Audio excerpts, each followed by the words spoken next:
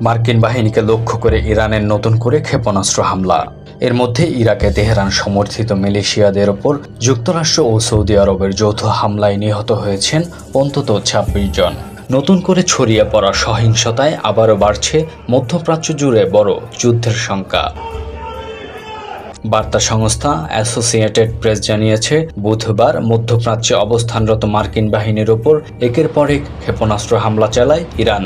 এরপর ইরাকে তেহরান সমর্থিত সশস্ত্র গোষ্ঠীগুলোকে লক্ষ্য করে যৌথ হামলা চালায় যুক্তরাষ্ট্র ও সৌদি আরব।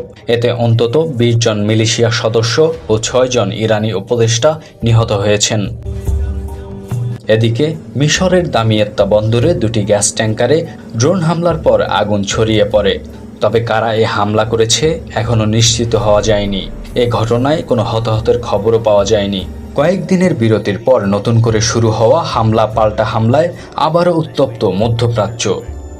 সংঘাত আরও বিস্তৃত হওয়ার আশঙ্কায় বাড়ছে উদ্বেগ। নতুন করে যুদ্ধের উত্তেজনায় বিশ্ববাজারে তেলের দামও ঊর্ধ্বমুখী। ব্রেন্ট ক্রুডের দাম বেড়ে প্রতি ব্যারেল দাঁড়িয়েছে $৮৪.৫৮।